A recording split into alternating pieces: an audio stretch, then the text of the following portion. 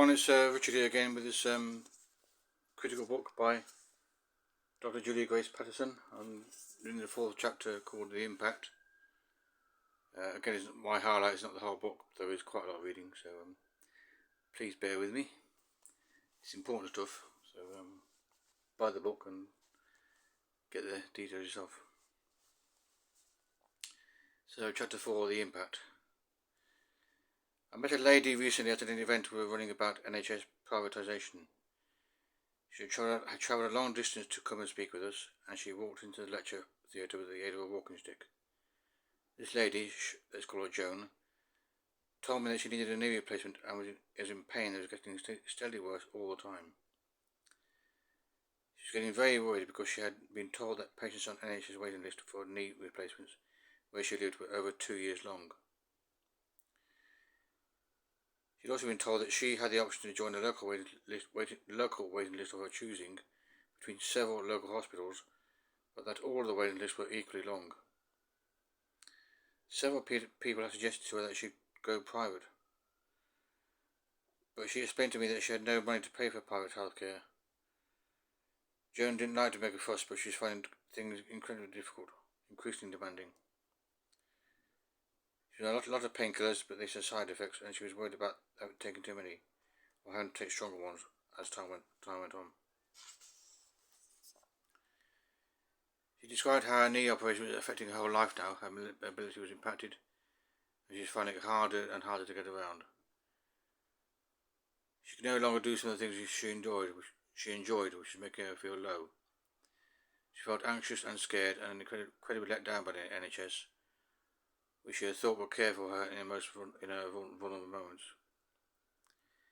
She had come along to our meeting to find out why this was happening. She didn't understand it. She paid her taxes all her life. Why wasn't the service working anymore? This lady is experiencing something that is now happening all over the country to a growing number of people. Their everyday, complex health conditions and their inability to access the care they need is a real tragedy of what politicians have done to the NHS. The silent suffering of millions of people who should be able to access care, who were promised it, is a betrayal by politicians. This isn't a situation that is confined to patients awaiting knee surgery, or even surgery in general. The waiting times, delays and cancellations are affecting patients who need treatment for many different conditions, and their voices are not being sufficiently heard. At the end of the meeting, Joan came over to me and apologised for moaning, but saying that probably people are worse off than her, and that she probably shouldn't be complaining at all.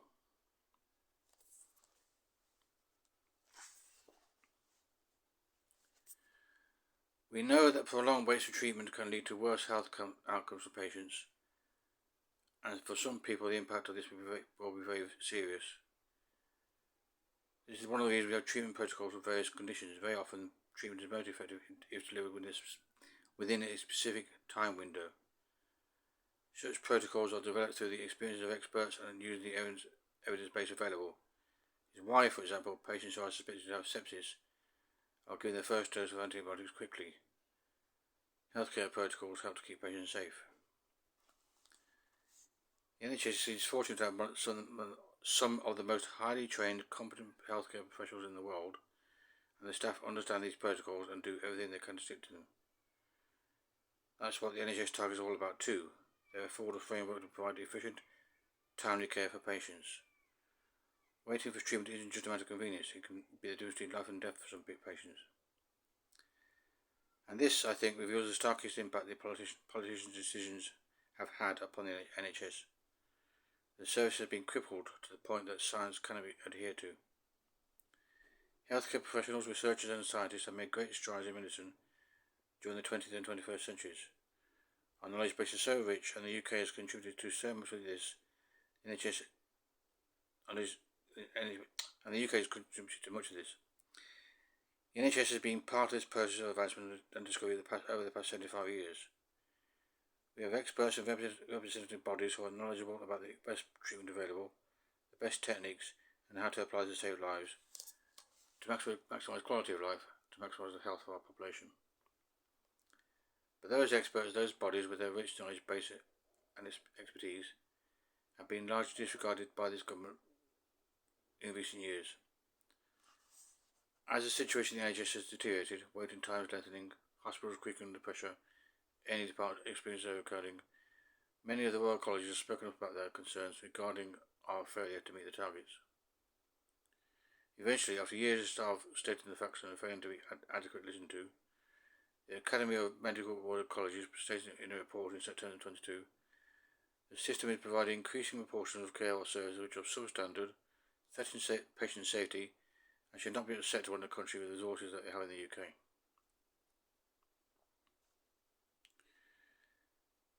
I speak to doctors every day about what is happening within the NHS and what is concerning them most at any given time. As things have deteriorated, more and more doctors are saying they can no longer offer good care to their patients. I've heard doctors say they'll be worried if their child or parent or friend ended up needing care from the service they work within. They explain that the situation deteriorated so significantly that the care is being rationed within the service. There is simply not enough to go around anymore. And while the newspapers aren't covering what's happening to patients like Joan, what has made it hard for the public to fully absorb what is happening,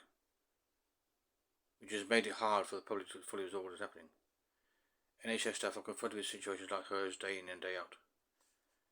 They have recognised that the situation is worsening and have been trying to raise the alarm in various ways for a long time now.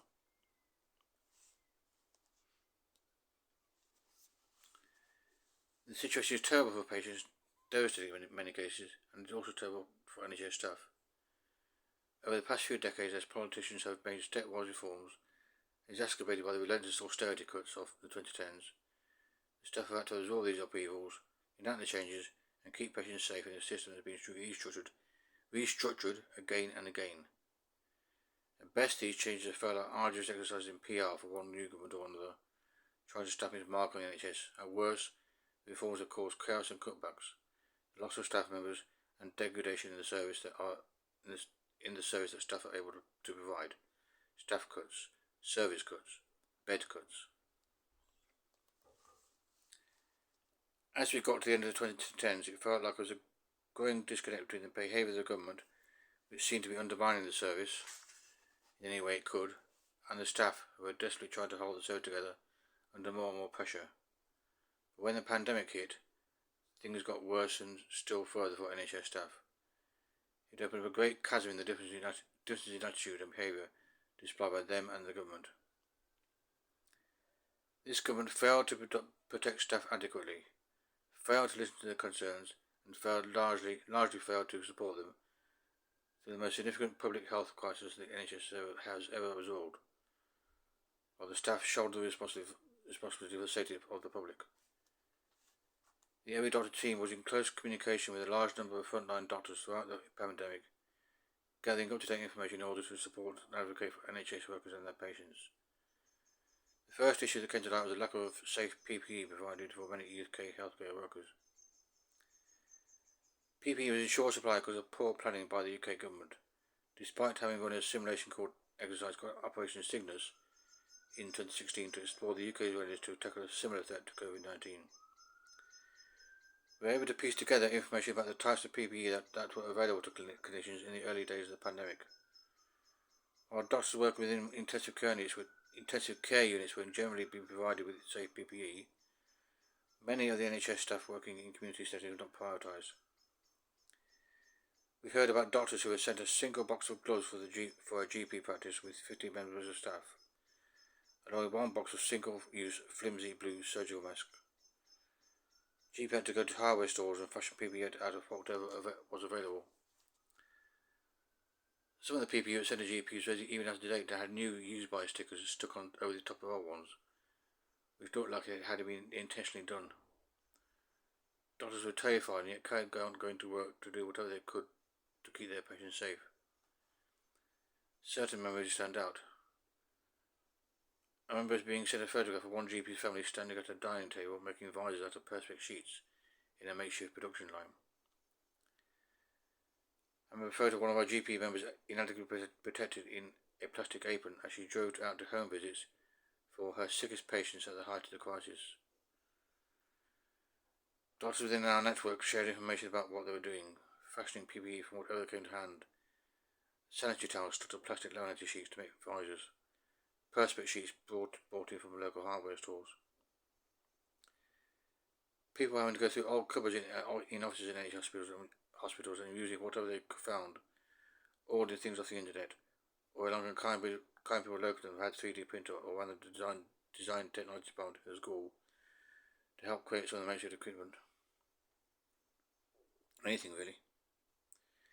There were alarming stories of staff with nothing else to hand in the early days, wrapping cling film around their noses and mouths as they attended to patients. Heroic stories of customers putting padlocks and offerings to theatre doors and refusing to take the lock off until safe PPE was found by hospital management. And desperate, tragic situations where staff, despite not having adequate PPE, were instructed to continue caring for patients who were sick of COVID-19, and in doing so became sick of themselves and died. Many staff died. By January 2021, the ONS stated that 883 health and social care staff had lost their lives in the UK.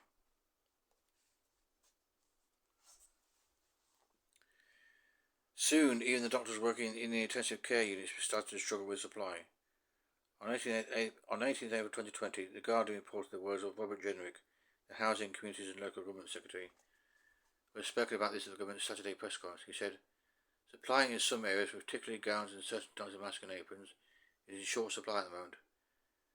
And that must be an extremely anxious time for people who work on the front line, but they should be assured that we're doing everything we can to correct this issue and get in the equipment that they need." Unsurprisingly, this did not reassure frontline workers. They were still expected to go to work, regardless of these failures. The PPE situation is not the only area where the government failed to listen and respond to concerns from the staff. We constructed a campaign called Protect NHS Workers, detailing 5 areas that needed immediate policy changes, including providing a death in service benefit for all the families of staff members who had tragically died, and providing sick pay for temporary staff who were becoming unwell with the virus. We did win some concessions and support for the staff, not least the death in service benefits that we and others had campaigned for, and changes to the PPE policy. But the protections that were won for workers were only achieved through the immense pushback of thousands upon thousands of people, along with politicians we were working with to press for these measures. Nothing was won easily.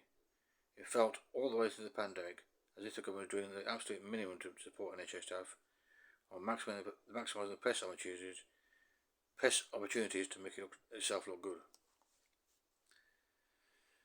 Staff had mixed emotions and differing opinions about the Clap for Care initiative, largely because it was adopted by a government that was failing to support them in so many ways. Some pervasive descriptions and imagery became associated with healthcare workers during the pandemic and became problematic for healthcare workers. As reported at the end of April 2020, a whole nursing expert insists that healthcare staff heroes and angels during the coronavirus outbreak is unhelpful. So calling them that, and says that having the right protective equipment is what they need. Many of these descriptions were being used by members of the public who were very supportive of the staff in the service, and the doctors in our network really value their support. But some of these images suggest that healthcare workers were different to other people, imbued with special qualities of strength, mobility and courage. Nobility, which meant they weren't seen as simply workers, needing the same support and protection as other people. Such an idea is unhelpful at any time, not just in the middle of a pandemic, suggesting that healthcare workers can handle longer hours than other people or can tolerate being overworked. These images of heroism also infer that if a healthcare worker is truly dedicated to the profession, they won't require proper pay. Because the government wasn't supporting staff properly, because it took for granted the enormous sacrifices that were being made, and didn't treat them with respect, many of the staff began to feel like a commodity. Especially so as the government asked more and more from them as the pandemic went on and the situation developed. The COVID-19 vaccination programme in England, which had been hailed multiple times as a great triumph by our government, was actually a success in large part because of the astronomical effort of GPs and volunteers. As mentioned earlier, GPs in England were asked in the run to Christmas 2020 to set up the first COVID-19 vaccine centres, vaccine centres and had to plan these centres at extremely short notice. They are not offered any upfront funding to find staff to help, but despite immense pressures and challenges, they succeeded. It was their efforts in this regard that propelled us into such a successful start to the COVID-19 vaccination programme.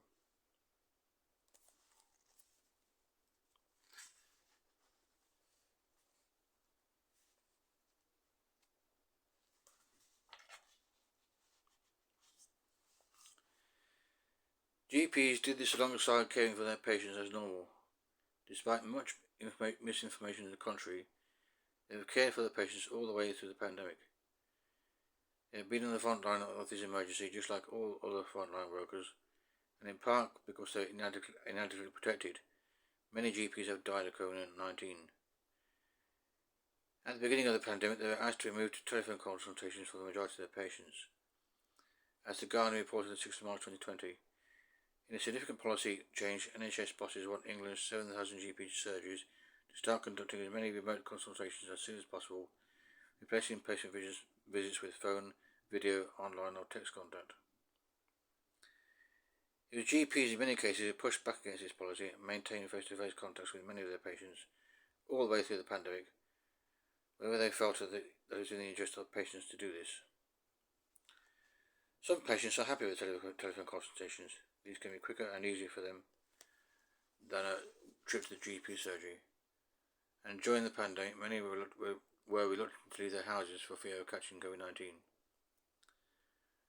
I spoke to GPs throughout the pandemic, and yet I have yet to encounter a single one who moved entirely to telephone consultations. This policy, however, devised by NHS England and only followed in part by GPs, who prioritize the safety and well-being of their patients, has been used as a weapon to demonise GPs in the national press. This is where the treatment of NHS staff becomes truly appalling. Despite all of their sacrifices, everything they have done to keep the public safe, as we emerged from the pandemic, some media outlets began what has felt like a sustained campaign against GPs, and one that received support from the then Health Secretary, Sajid Javid. The Daily Mail started what it called the Let's See GPs Face-to-Face campaign, which began in May 2021, and this ramped up during the autumn. A number of articles published in national media outlets misrepresented the situation regarding telephone consultations and malign GPs, including a scathing piece in The Spectator from September 2021, headed, "It's time for GPs to stop hiding behind their telephones." The Daily Mail held it in October. The new face-to-face revolution. Sajid Javid launches overhaul in GP access so all patients can see a doctor in person, with league tables and hit squads for those that fail. He declared that the 9-point plan is a major victory for the Daily Mail's Let's See GPs Face-to-Face campaign. Throughout this period, I was speaking to NHS GPs on a daily basis. They are horrified to have their work described in this way. Throughout, they were offering patients the safest and most appropriate care they could, while under extreme pressure. Many GPs I spoke to felt that abuse from patients was getting worse, specifically because of things they read in the papers. I heard about patients being so aggressive that in one practice, the reception staff at a GP surgery all had to leave. Another had a door kicked in by a patient who was frustrated that his medication wasn't available. He had in fact gone to the wrong GP surgery to collect his prescription. The abuse escalated to such an extent that some surgeons reported that they were having to man the front desk solely with clinical staff because the administrative staff didn't feel able to explain why the service was under such pressure and couldn't cope with the rising tide of abuse.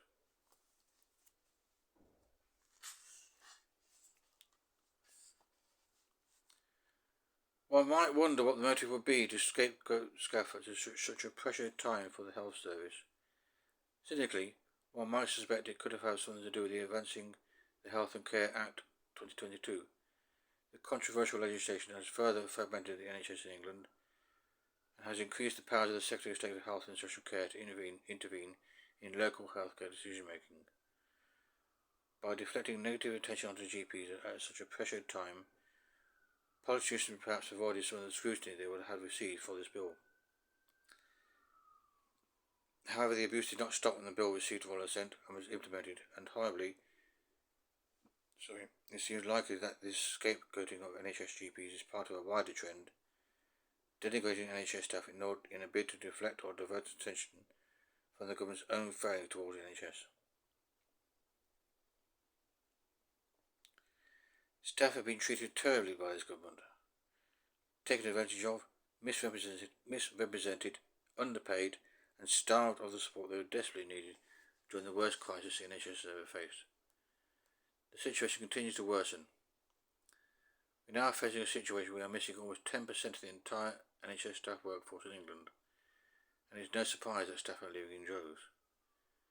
There have been significant real terms pay cuts across the healthcare sector, with, probably the starkest example, NHS consultant pay dropping by 34.9% in real terms since 2008-09. Nurses' salaries have also fallen significantly, by an average of 8% since 2010, and they are poorly paid even in 2010.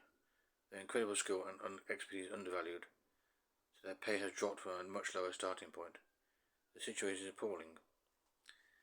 Many nurses and other NHS staff are so poorly paid now they are forced to rely on food banks. Over a quarter, 27% of NHS trusts in England now run their own food banks for staff, and as reported by The Guardian in September 2022, 19% more plan to open one. That's about half. The Guardian goes on to state, lack of money is also prompting some NHS staff to call in sick in the days before they get paid, because they can no longer afford the travel costs of their shift. Others are taking a second job outside the NHS in an effort to make ends meet. It's a shocking state of affairs.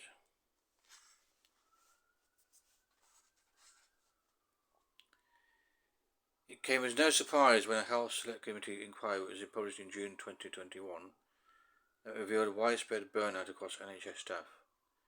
As the BMJ reported at the time, the evidence given to MPs spoke of feelings of low energy or exhaustion, increased mental distance from or negative feelings about the job, and reduced professional effectiveness.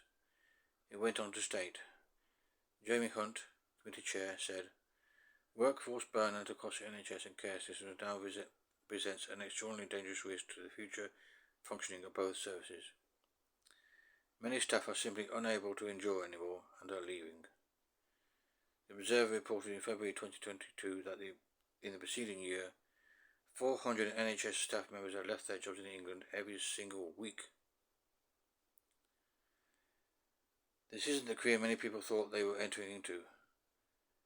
Healthcare workers pursue their careers to help people. The workforce have been trying to hold the service together for years despite the actions of the government. Many staff are leaving their jobs within the NHS now because they feel unable to continue working within a service that takes so much from them, with their own mental health often deteriorating as a result. The moral injury, stress and trauma that has been loaded upon many staff members is absolutely appalling. I receive messages regularly from doctors who say their personal lives have been deeply affected by the strains of their job, have been diagnosed with mental health conditions. Some have even experienced suicidal thoughts because of the stress and the ever-present realization they are not doing enough, cannot do enough, for patients who are being failed within this collapsing system. Staff has been expected to absorb more and more as time has gone on, and the government has not displayed any compassion or remorse for this. They are being commodified and treated horrendously. And it is not just the staff who are being treated in this way. In recent years, other elements of the service have been commodified too, mined for profit or value. An example is the way this government has managed NHS land. The Naylor Review report written in 2017 after being commissioned by the then Health Secretary Jeremy Hunt. The idea was to develop a new estate strategy. The estate is all the land and the buildings that are owned by the NHS, and it's a huge amount of land because clinical facilities take up a lot of space. It comprises many very valuable bits of property, especially with hospitals and city centres. There was enormous concern when the Naylor Review was first announced, and then endorsed by Theresa May, because of concerns about selling off public assets to plug a funding hole created by the Conservative government. There are also worries among campaigners and many politicians that some of the plots that have been put up for sale were in fact still being used as NHS facilities. Despite a huge amount of press coverage at the time of the review's publication, there has been remarkably little recent media attention given to what has happened in terms of the amount of land sold off. NHS Digital produced a quick quarterly report described as the Surplus Land Report, which details the land for sale and the land sold, but is not a subject that receives very much scrutiny or discussion, and this should probably change. There are important questions that should be asked about the sale of NHS land. After all, land tends to go up in value. If we sell off these assets now, it is unlikely that future governments will be able to afford to buy large plots of land to enable hospital building projects.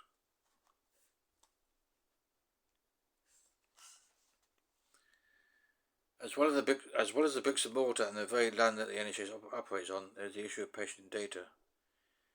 There have been great concerns in recent years about the data the NHS holds on all of us, which for many private companies is seen as an untapped source of income.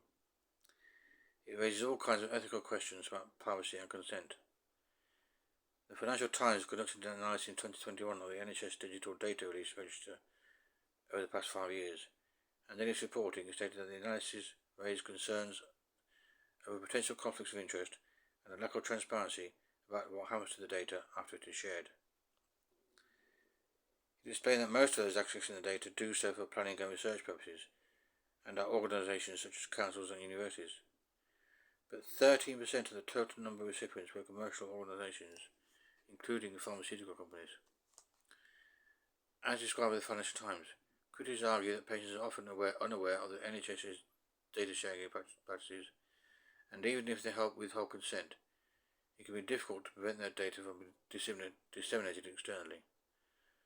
While the NHS provides a national data opt-out option for patients, it still shared full pseudonymised data sets with external organisations in 84% of instances when opt-outs had been exercised.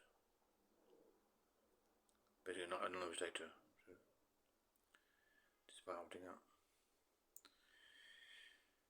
It is a problem that is taking on more significance for people as the value of so-called big data is being increasingly realised and considered an asset. In 2021, a scheme called the General Practice Data for Planning and Research was delayed to September and then put on hold together after a campaign led to more than 1 million people opting out of their data being shared. Campaigners made Confidential were very critical of the scheme. Phil Booth, the coordinator of Med Confidential, said in an article for the Observer that the NHS Digital, which was running the scheme, made a bunch of public promises, and we very much want to see how those promises are delivered. We've always said there are fairly legitimate ethical research and planning uses that can be made of this data. It just has to be done right. The question is, what's going on behind closed doors right now in terms of people lobbying against those concessions or for particular exceptions to them?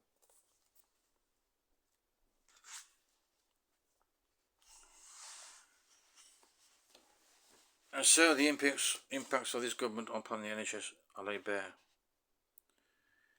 Decisions upon decisions that have stacked up for years, weakening the service through cutback after cutback, and failing to respond when things worsened, at first incrementally and then in an accelerating crisis, as we transition from a devastating pandemic to the devastation of care rationing and millions of people unable to access the treatment they require. Treating the staff as commodities and failing to support them in their work, and creating a situation where our skilled staff are now leaving in droves. Finding new ways to mine the system for value instead of shoring up the service and ensuring its future sustainability. The inaction of senior politicians during the pandemic received sympathy from some quarters, from those who felt they were doing their best in extreme circumstances, and that things were simply moving too fast for them to respond quickly enough to all of the problems. That sympathy does not hold now. The situation has worsened month after month after month, and this government has not taken the action required to improve things for the patients and the staff. They could have fixed the company pension rules. They could be paying staff better. They could be investing money into the Cumberland buildings. and instead they repeatedly siphon off large sums in buying capacity in private hospitals, into paying management consultancy organisations enormous amounts of money, and push through the bill that will make the situation, which we feel will make the situation even worse, and fragment the service still further for the creation of getting more outsourced short-term contracts. The impacts of their betrayal are being felt in all areas of the NHS now. GP surgeries, community services, ambulances, hospitals are all under enormous pressure. The government has claimed for many years now that it intends to fix the social care crisis, but it hasn't happened, and the result is a situation where in some hospitals in England, up to 1 in 3 patients in hospital beds are well enough to be discharged from the hospital have nowhere to go.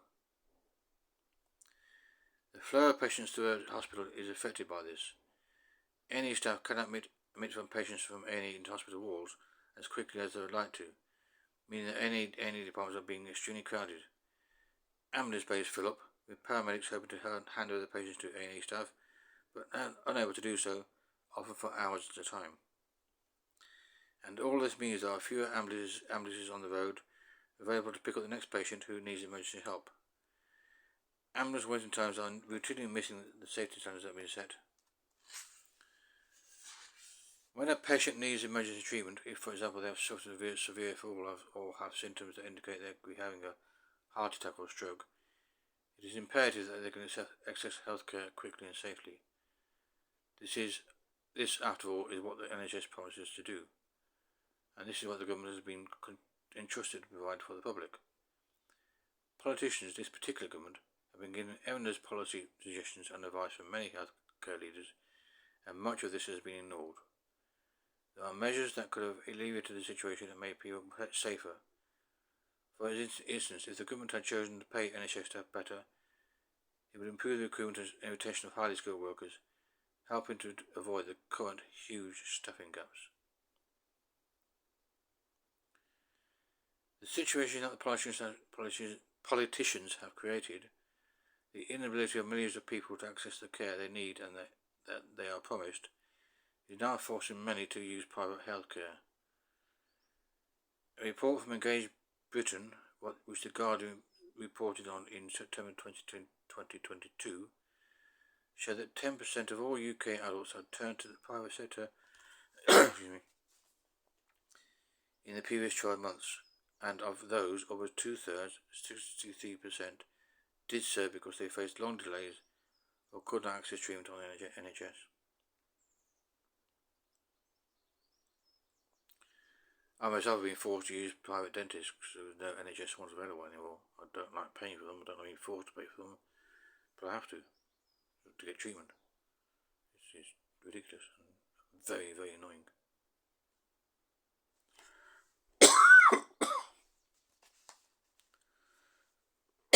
Sorry.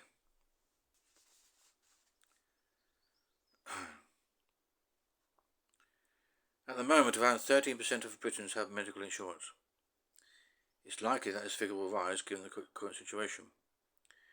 But even if we set aside for a minute the fact that the NHS is a public service paid for by taxes, it is very wrong that the public should be forced into using private healthcare due to its demise.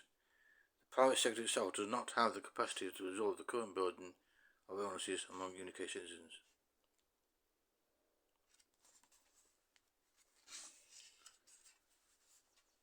And so the situation worsening every single month is creating a two-tier healthcare system that is becoming more entrenched month on month, and as the waiting list gets progressively longer and more people are denied access to the care they need. Neither of the largest political parties are currently putting forward viable solutions to the crisis. At the time of writing in early 2023, Rishi Sunak has recently held an NHS forum to discuss the crisis.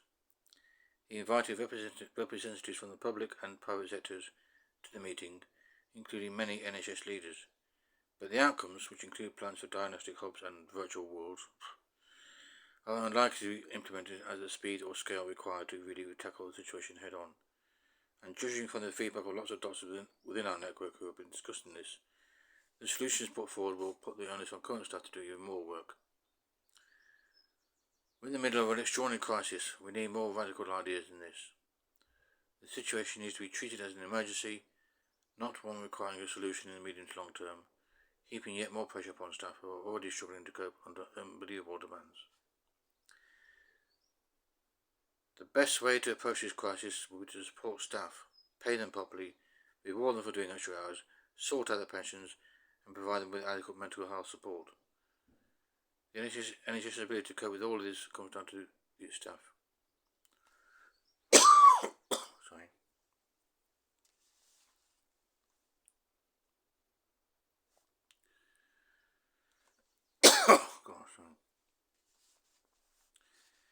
Labour hasn't been challenging the government adequately on immediate solutions that need to be found, but instead has been focused on its manifesto for the next general election.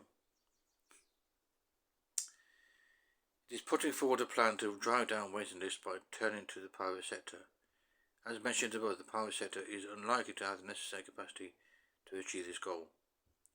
And even if the UK private healthcare sector was sufficiently large and robust to have the capacity to provide the support that street against time are hoped for, there isn't a sustainable plan that will strengthen the NHS for the future. It is a short-term plan to patch things up and will be affected at an enormous cost to the taxpayer.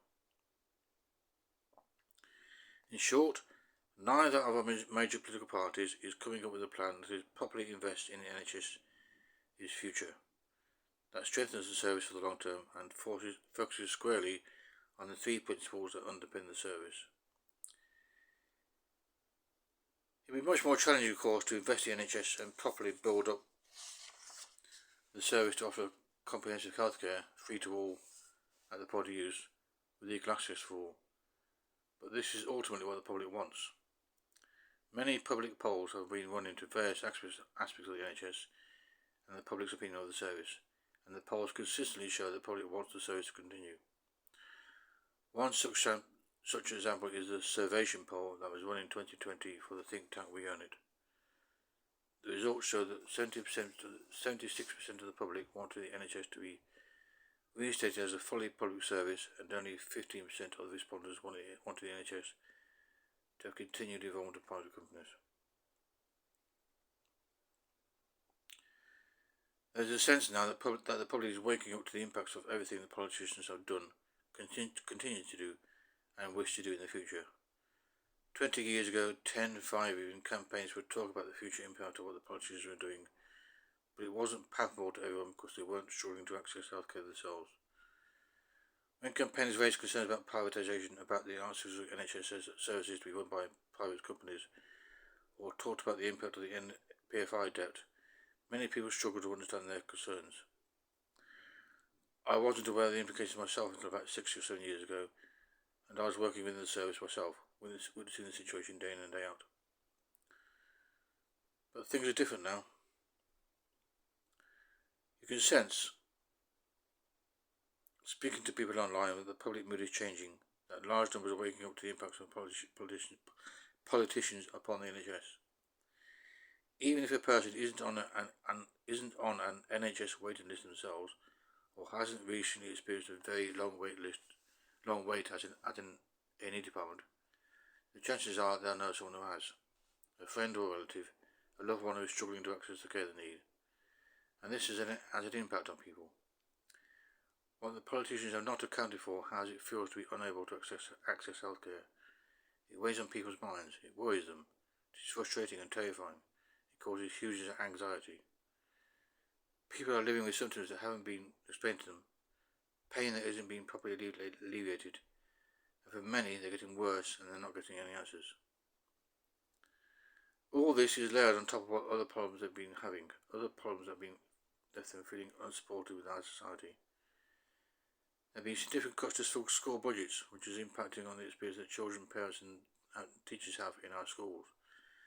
There's an energy crisis, and the government has failed to do enough to support many of the most vulnerable people in our communities, many suffering greatly as a result. A woman recently died after being admitted to hospital with hypothermia and a chest infection. ITV reported that the hospital notes indicated her illness was linked to the fact that she could not afford to put her heating on. It is devastating that this has come to pass, and it is very unlikely that this lady's death was or will be an isolated incident.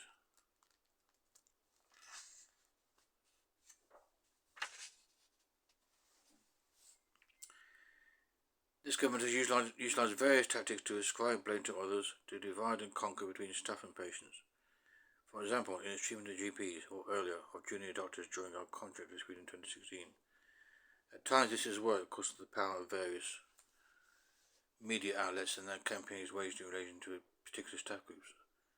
But there is a sense in this, too, that the public mood is changing. There is a wave of strikes occurring across many sectors currently.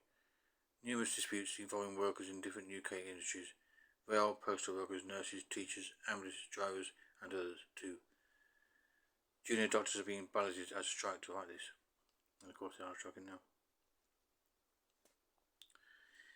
NHS staff have had enough. When healthcare workers contemplate striking, demanding better conditions and the pay rise they deserve, patient safety is a driving factor in why they are choosing to do this. They are fighting for staff to be supported, for the workforce to be valued, and for the future of the NHS to be protected. And as reports mount up of their colleagues leaving, or they're having to take on unbelievable numbers of shifts just to make ends meet, of needing to use food banks or being unable to afford the bus fare to get to work, the public is increasingly listening. It's scary to consider that in your time of need, you might be cared for someone who is exhausted after working for too many hours. The public understands that staff should be supported and well rested. It's not all about the pay. It's about safety for patients too. And despite intense efforts from the government to malign these workers and accuse them of irresponsibility and of causing problems for the public, NHS workers are currently looking robust, and public support for their efforts is strong. The Telegraph reported in January 2023 that the public support for striking health workers had actually increased during compared to the 4 weeks previously. The tide is turning, and finally people are seeing the impact of politicians' decisions that were not taken with the welfare of patients in mind, nor with the sustainability of the services in mind, nor with the 3 core principles of the NHS in mind. Neither of the major political parties has realised the strength of this feeling yet, the weight of public opinion that I suspect will come crashing down and force them into action. For too long now, politicians have got away with what they've done, but public concern is palpable on social media, in the emails EveryDoctor is receiving, in the messages I receive from doctors every day. There's a tide of energy building. It's difficult to see why it would dissipate now, with the situation worsening month after month after month. People have finally had enough. I suspect they're about to start pushing back en masse. That includes me, which is why I'm doing this. So please read the book yourselves, buy it, support Julia in her efforts, and all of the staff as well, please. And please support me by giving this video a like if you wish, and subscribe, and commenting below. I like feedback, and spread the word. This is important stuff, so please spread the word. Just social media, just whatever. Thank you for listening, and I'll see you later. Bye.